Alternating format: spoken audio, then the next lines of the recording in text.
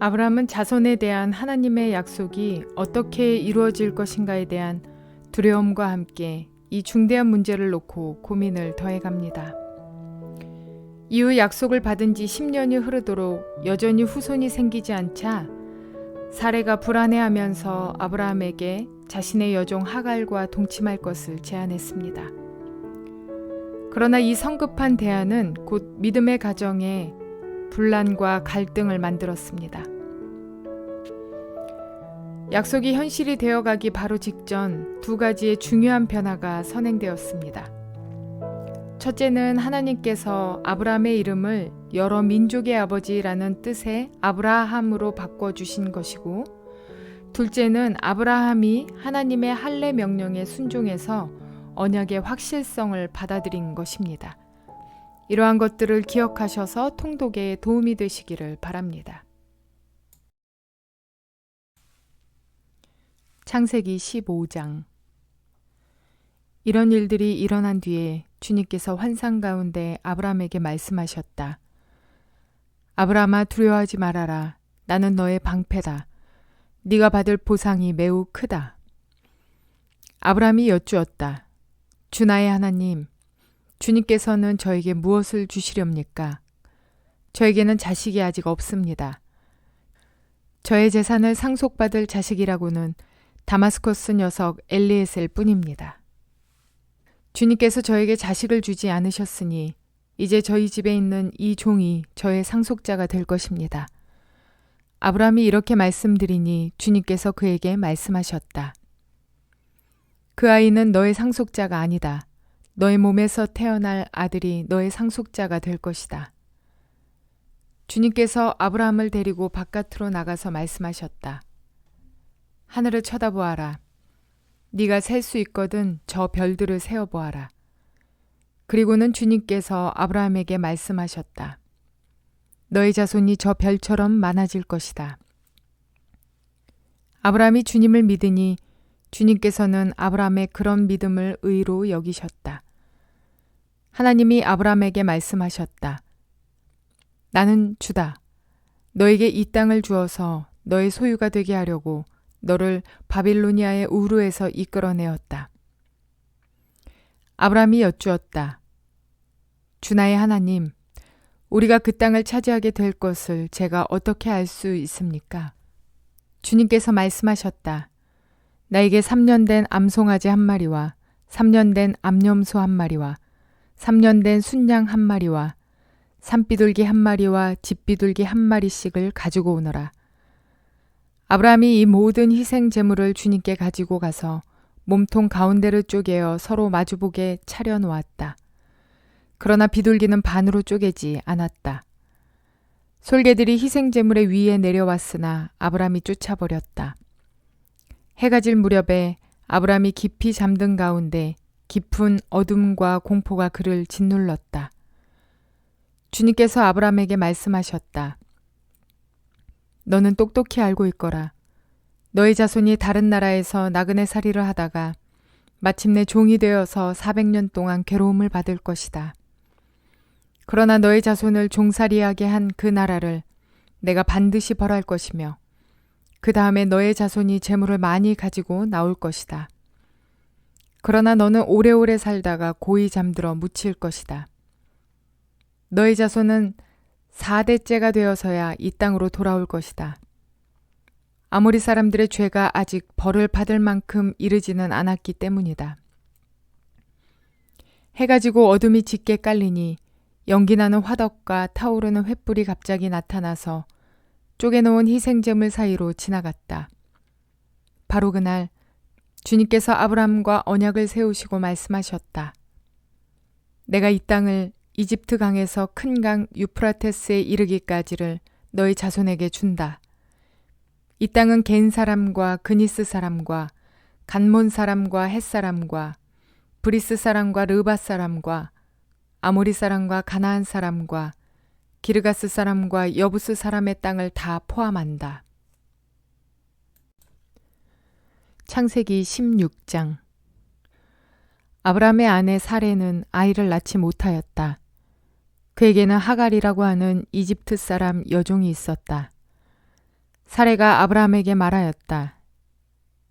주님께서 나에게 아이를 가지지 못하게 하시니 당신은 나의 여종과 동침하십시오. 하갈의 몸을 빌려서 집안의 대를 이어갈 수 있기를 바랍니다. 아브라함은 사레의 말을 따랐다.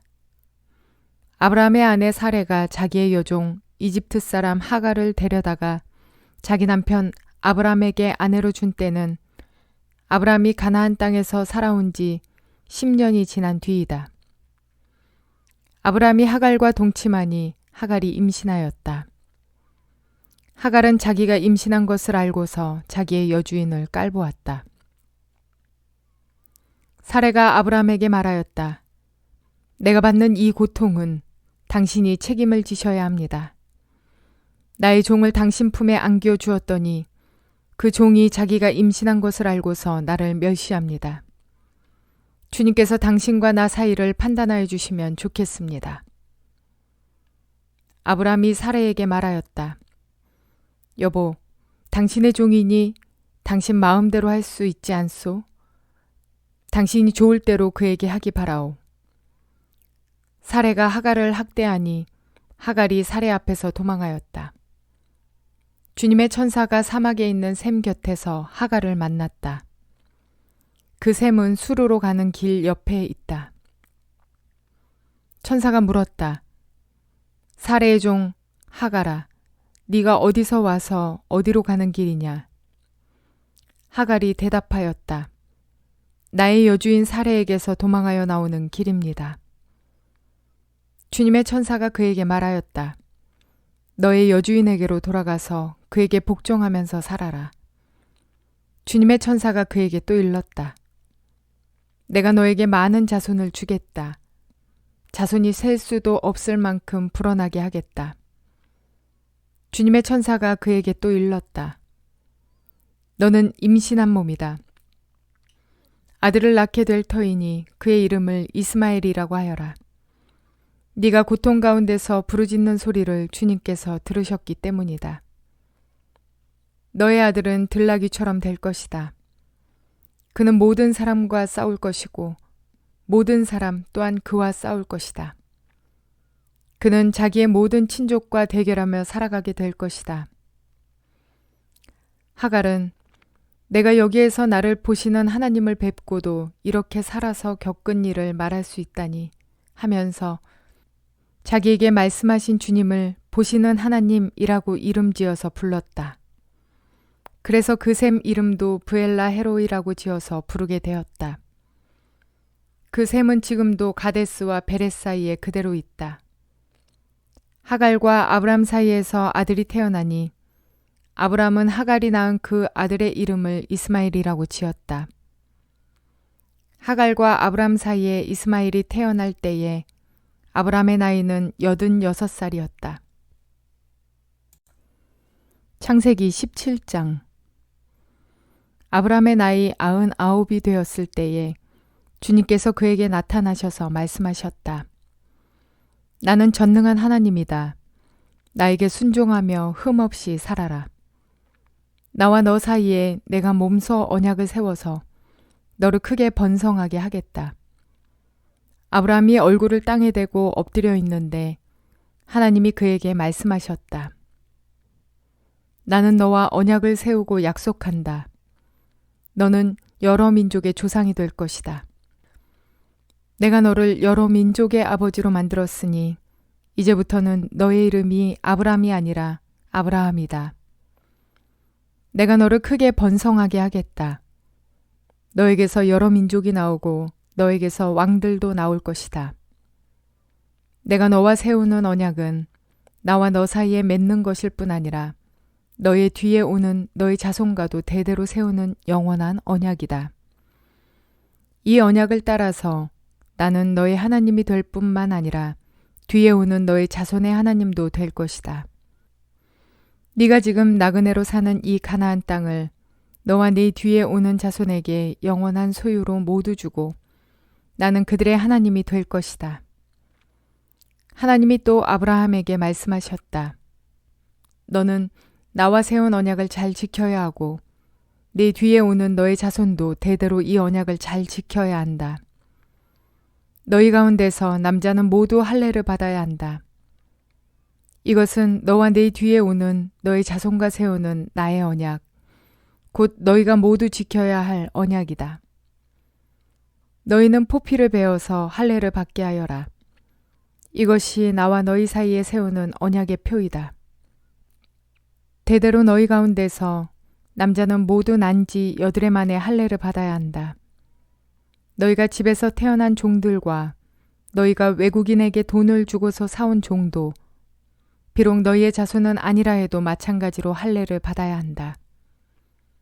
집에서 태어난 종과 외국인에게 돈을 주고 사온 종도 할례를 받아야 한다. 그렇게 하여야만 나의 언약이 너희 몸에 영원한 언약으로 새겨질 것이다. 할례를 받지 않은 남자, 곧 포피를 베지 않는 남자는 나의 언약을 깨뜨린 자이니 그는 나의 백성에게서 끊어진다. 하나님이 아브라함에게 또 말씀하셨다. 너의 아내 사레를 이제 사레라고 하지 말고 사라라고 하여라. 내가 그에게 복을 주어 너에게 아들을 낳아주게 하겠다. 내가 너의 아내에게 복을 주어서 여러 민족의 어머니가 되게 하고 백성들을 다스리는 왕들이 그에게서 나오게 하겠다. 아브라함은 얼굴을 땅에 대고 엎드려 웃으면서 혼잣말을 하였다. 나이 100살 된 남자가 아들을 낳는다고? 또 90살이나 되는 사라가 아이를 낳을 수 있을까? 아브라함은 하나님께 아뢰었다. 이스마엘이나 하나님께서 주시는 복을 받으면서 살기를 바랍니다. 하나님이 말씀하셨다. 아니다. 너의 아내 사라가 너에게 아들을 낳아줄 것이다.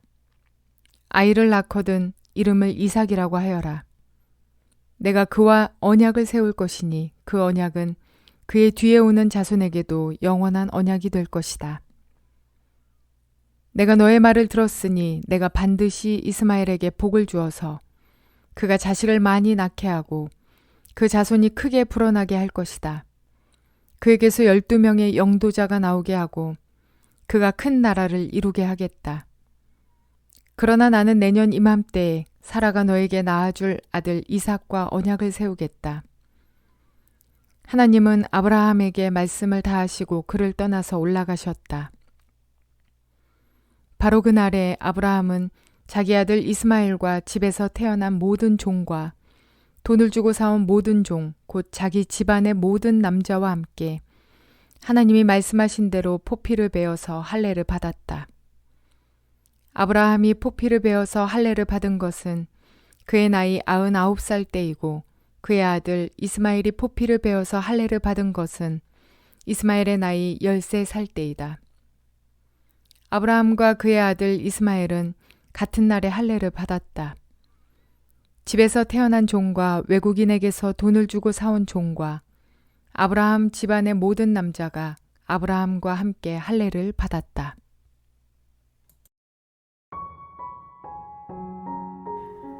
고대 근동에서는 약속을 체결할 때 짐승을 쪼개어서 벌려놓은 후에 그 사이를 당사자들이 지나갑니다.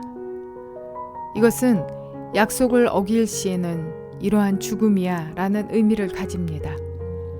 그런데 아브라함이 하나님의 명령에 따라 짐승을 쪼개 놓았을 때 그 사이로 하나님의 임재를 상징하는 타는 횃불이 지나갔습니다. 이는 하나님께서 아브라함에게 말씀하신 그 언약이 반드시 이루어질 것에 대한 확증입니다.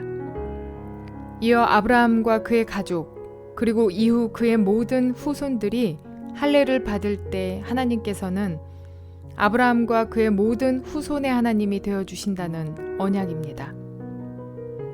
오늘날 성령으로 말미암아 그리스도를 통한 마음의 할례를 받은 우리에게까지 그 언약은 동일하게 유효합니다. 전능자 되시며 창조주 되시는 하나님께서 나의 하나님이 되어주시겠다는 것입니다. 얼마나 놀랍고 기쁜 일입니까?